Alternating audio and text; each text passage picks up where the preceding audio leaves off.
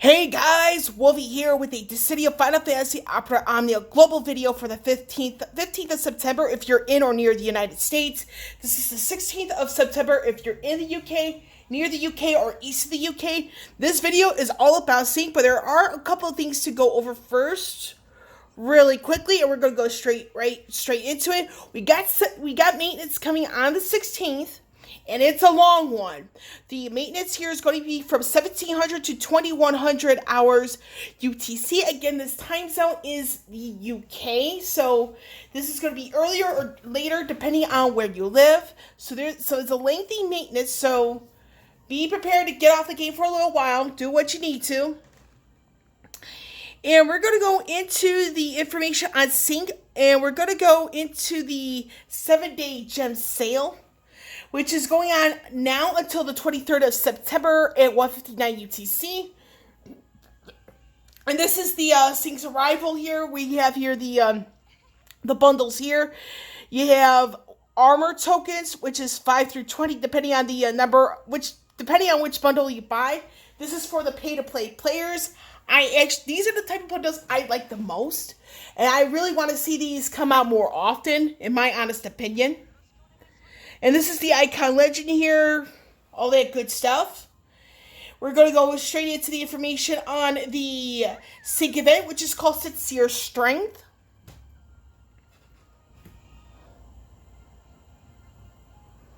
If the information shows up.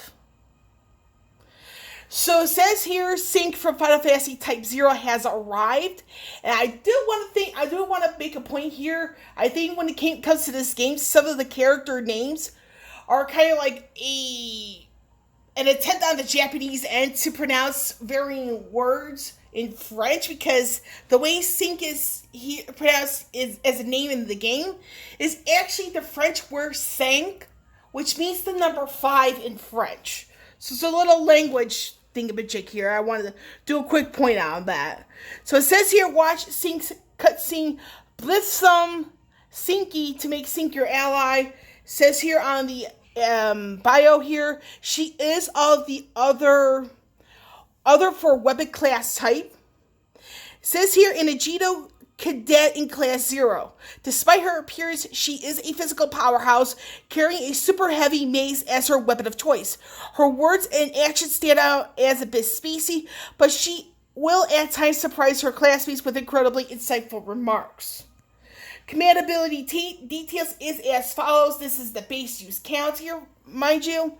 We have here Earthquake and Earthquake Plus, so you just pause, read everything here, because I'm trying not to waste too much time to go over it.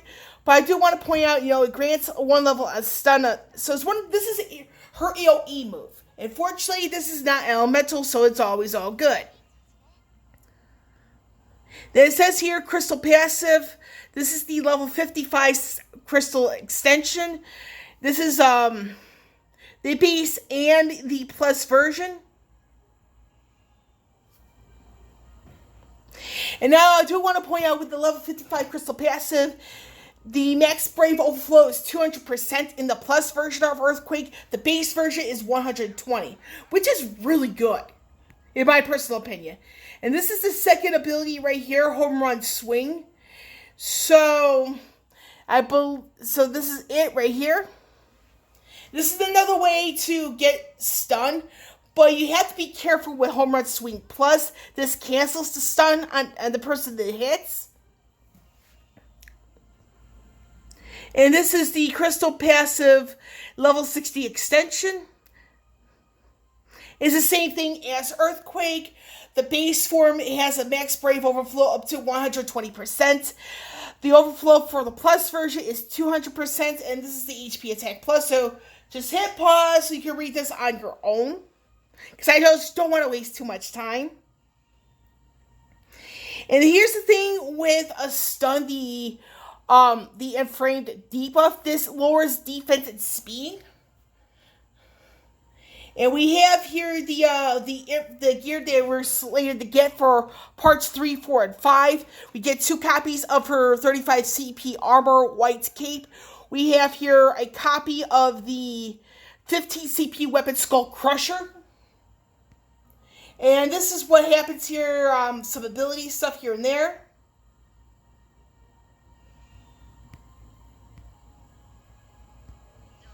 And these are the synergy units for the event, which is going to be Kate Shi from Final Fantasy VII and Snow from the Final Fantasy 13 trilogy. So we're going to get into the boss here. It's called Bastion Giant. It's kind of, it looks a little bit like Alice from Final Fantasy 13 too. It says weak to ice attacks, meaning that when it comes to non-synergy people, you could bring in Papalymo if you, assuming you have his 35 CP weapon, all that stuff. You can bring in Celeste, believe it or not.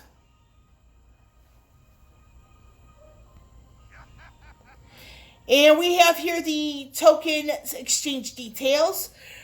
Of course, I think I was kind of right on some stuff here and there. We have here 300 gems. So it's kind of like, if you remember from Porum's event as well as Paint's co-op, it's like it's a little change into the token exchange. And of course, you have here the tier 4 shards are going to be ×2 in green because Snow is also a green crystal synergy character.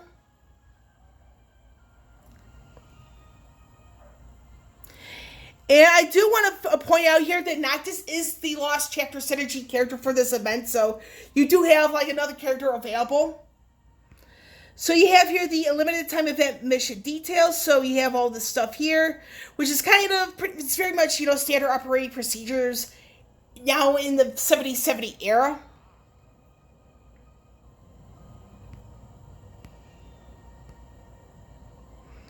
And then you have to clear the EX difficulty mission in order to access the Cosmos. So, as with every last co-op, it's going to be, you have 5 days to do these additional missions. You have to make sure you do your dailies first in order to get access to these. These come out around this time for the first 5 days. So, and of course, with every event, since Renoa, this does come with a treasure hunt inside the World of Illusions and easy 350 gems. And we also have Cinque's 90 CP armor. Let me grab the gear details really quickly.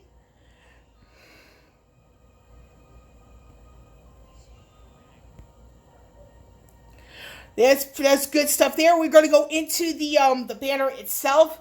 This debuts the EX weapon for Cinque alongside the 15 and 35 CP weapons for Cinque, Kate, Shi, and Snow. Here are the information on all this stuff right here. And of course, it's a 90% chance for one of the following weapons via a multi-pull. This is the information on Cinque's EX ability called Whirling Mace. He has 6 hit group melee, brave attack, and single art HP attack. Think of Fang a little bit here, because the HP attack is on one person, but the bravery is on everybody else. Noctis, the same thing post rework.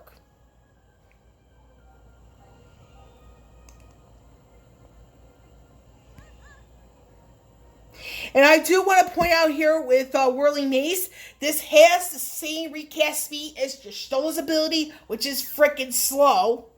If I had to say something on that.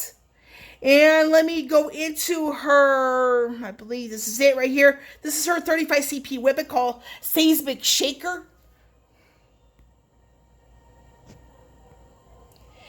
Now, I do want to point out here is that with this 35 CP weapon, this is how you get an additional use of Home Run Swings. Just a little FYI. So what do I think about all of this? Well, the thing is, this banner is is not a surprise. It is a skippable banner. There are people who are raving about Noctis, all that stuff. I do want to point out with Noctis, though, that he does have a way to brave hit everybody, but in the realm of HP damage, Noctis is what someone would call a true single target unit in that regard because all the HP damage is onto one person. The thing is, what units like Cinque have over him is that she has a way to deal HP damage to everybody. So, but you know what? People who want to go after Noctis, go after Noctis. I mean, I'm not going to stop you. But for me, I will be skipping Cinque's banner because it's like I have pain already, and my pain is serving me well. So why change what's been working for me so far? However, I do feel Cinque is one of those characters that some will call a future investment worthy person. But that's just my opinion, and with all these videos I do for this game, it's just that, my opinion, nothing else. And that's where I'm going to end this video. With Wolvie here signing off, I will catch you all on the flip side.